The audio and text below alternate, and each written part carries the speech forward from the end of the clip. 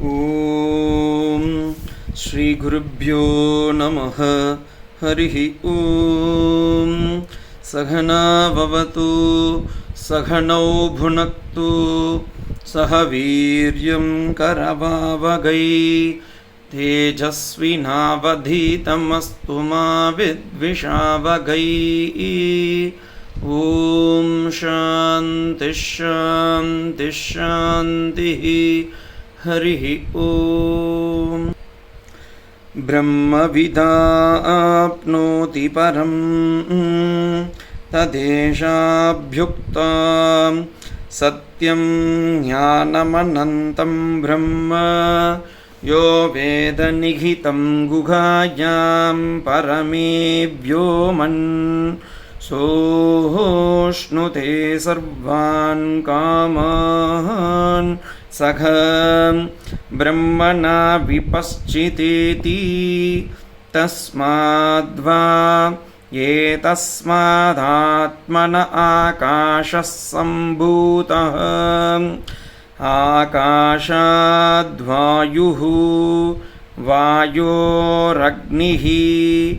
अग्नेरापः अद्भ्यपृथिवी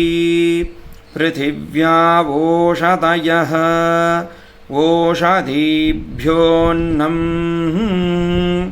अन्नात् पुरुषः स वा एष पुरुषोऽन्नरसमयः तस्य प्रियमेव शिरः अयं दक्षिणपक्षः अयमुत्तरपक्षः अयमात्मा इदं पुच्छं प्रतिष्ठा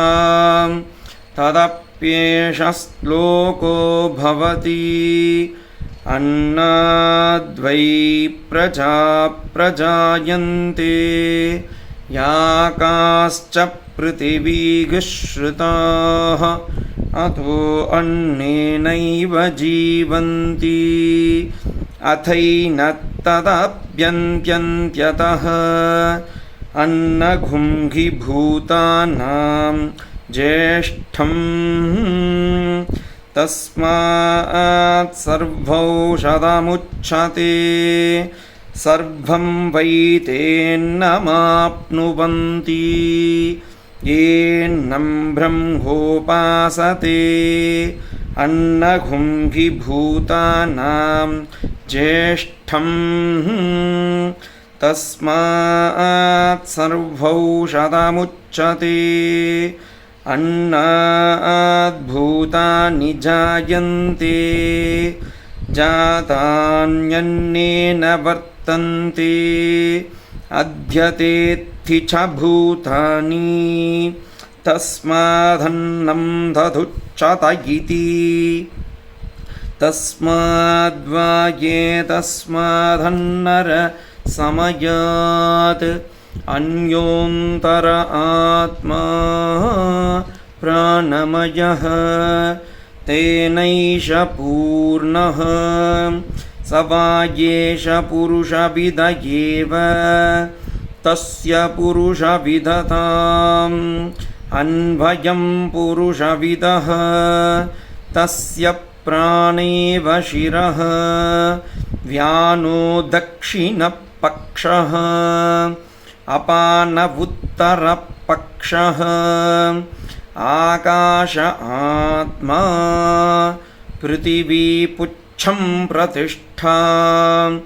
तदप्येष श्लोको भवति प्राणं देवा अनुप्राणन्ति मनुष्या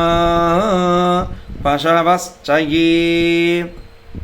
प्राणो हि भूतानामायुः तस्मात् सर्वौषधमुच्यते प्राणो हि भूतानामायुः तस्मात् सर्वौषधमुच्यत इति तस्यैष एव शारीर आत्मा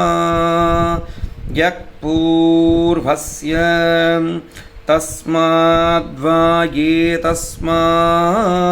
प्राणमयात् अन्योऽन्तर आत्मा मनोमयः तेनैष पूर्णः स वा एष पुरुषविद एव तस्य पुरुषविदताम् अन्वयं पुरुषविदः तस्य यजुरेव शिरः ऋक्दक्षिणपक्षः सामोत्तरपक्षः आदेश आत्मा अथर्वाङ्गिरसः पुच्छं प्रतिष्ठा तदप्येष श्लोको भवति यतो वाचो निवर्तन्ते अप्राप्य मनसा सह आनन्दं ब्रह्मणो विद्वान् न बिभेति कदाचनेति तस्यैष एव शारीर आत्मा यः पूर्वस्य तस्माद्वा एतस्मान्मनोमयात् अन्योऽन्तर आत्मा विज्ञानमयः तेनैष पूर्णः स वा एष पुरुषविद एव तस्य पुरुषविदताम्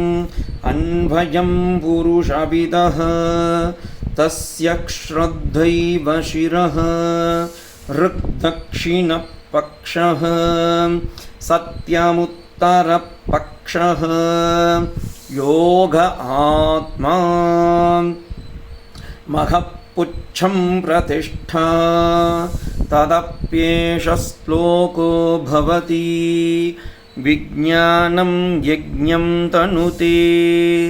कर्माणि तनुतेऽपि च विज्ञानं देवा सर्वे ब्रह्मज्येष्ठमुपासते विज्ञानं ब्रह्म चेद्वेद तस्माच्चेन्न प्रमाद्यति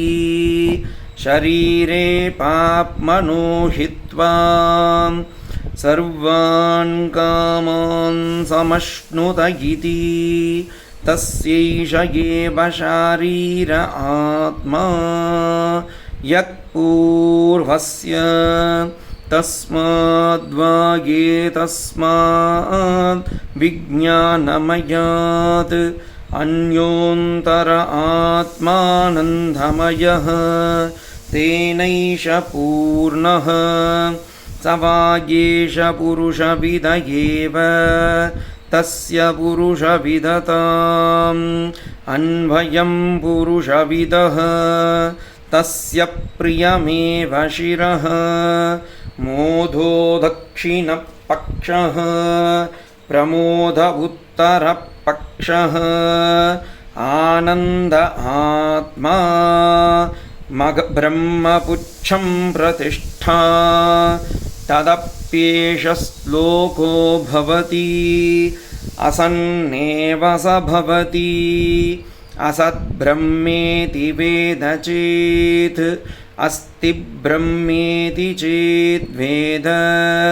सन्तमेनं तथो विधुरिति तस्यैष एव शारीर आत्मा यः पूर्वस्य अताथोऽनुप्रश्नाः उता विद्वानभुं लोकं प्रेत्य कश्चन गच्छति आघो विद्वानभुं लोकं प्रेत्य कश्चित् समश्नुता चोकामयत बहुस्यां प्रजायेति सतपोतप्यत सदवस्तप्त्वा इदघुं सर्वमसृजत यदिदं किञ्च तत्सृष्ट्वा तदेवानुप्राविशत् तदनुप्राविशद्ब्रह्म प्रविश्य सत्यत्यच्छाभवत् निरुक्तञ्च निरुक्तञ्च निलयनञ्च निलयनञ्च विज्ञानञ्च विज्ञानञ्च सत्यञ्च नृतञ्च सत्यमभवत् यदिदं किञ्च तत्सत्यमित्याचक्षते तदप्येष श्लोको भवति असद्वाम् इदमग्र आसीत् ततो वै सदजायत तदात्मानग्रस्वयमकुरुत तस्मात् तत्सुकृतमुच्यत इति यद्वै तत्सुकृतं रसो वै सघ रसग्गेवायं लब्ध्वानन्दी भवति कोऽज्ञेवान्यात् कप्राणात् यथेप आकाश आनन्दो न स्यात् एष ज्ञेवानन्दयाति यदाज्ञेवैषये तस्मिन्नदृश्येनात्मे निरुक्ते अनिलयने अभयं प्रतिष्ठां विन्दते अतसोभयो गतो भवति यदाज्ञेवैषये तस्मिन् कुरुते अत तस्य भयं भवति तत्त्वेव भयं विदृशो मन्वानस्य तदप्येष श्लोको भवति।